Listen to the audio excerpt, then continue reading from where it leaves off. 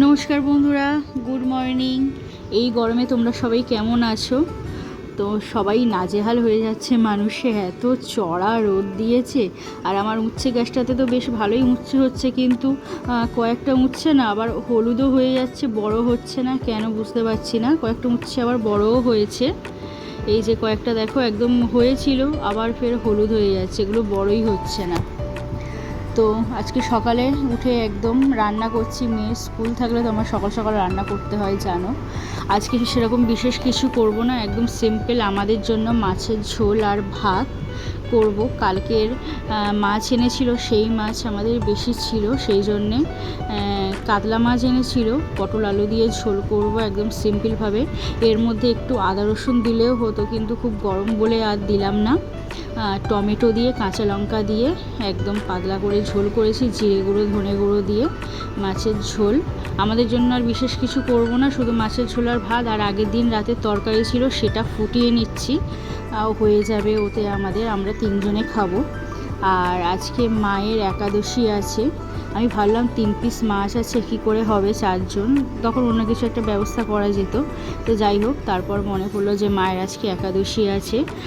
সেই জন্য না গ্যাসটাকে পুরো একদম স্কচ ব্রাইট দিয়ে সাবান দিয়ে পুরো মেজে নিচ্ছি। আমার অন্য কোনো ওভেন নেই, সেই জন্য ইন্ডাকশানে করলেও হতো, কিন্তু ইন্ডাকশানে করতে অনেকক্ষণ সময় লাগবে বলে আর করলাম না। আমি এদিকে পুরো গ্যাস মুছে টুছে নিয়ে করছি। দেখো, যে একাদশী করে সে তো আর জানে না কীভাবে রান্না করে দিয়ে হয়েছে সে খেয়ে নেবে, কিন্তু যে অ্যাকচুয়ালি করে দিচ্ছে তারই আসলে পাপটা হবে। একাদশী খুব শুদ্ধের জিনিস, মানে শুদ্ধভাবে ভক্তি ভরে করতে হয়, অন্য কোনো জিনিসের মতো না।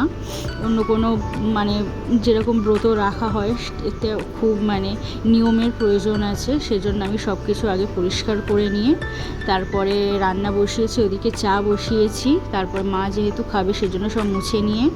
আর এই কড়াটা আমি নতুন কিনেছি, মা বলেছিল কিনতে, কিন্তু কেনা হয়ে উঠছিল না। আমিও একাদশী করি, বাছা বাছা যে একাদশীগুলো থাকে, এমনিতেই তো কত দিকে কত কিছু খরচ হয়।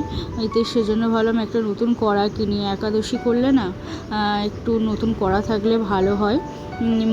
মায়েরও আছে, মা বলেছিল যে একটা নতুন কড়া কিনতে।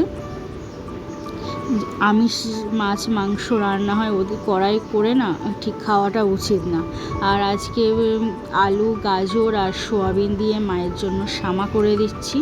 আর তরকারি কিছু করিনি, মা বললো তরকারি কিছু করতে হবে না এই গরমে।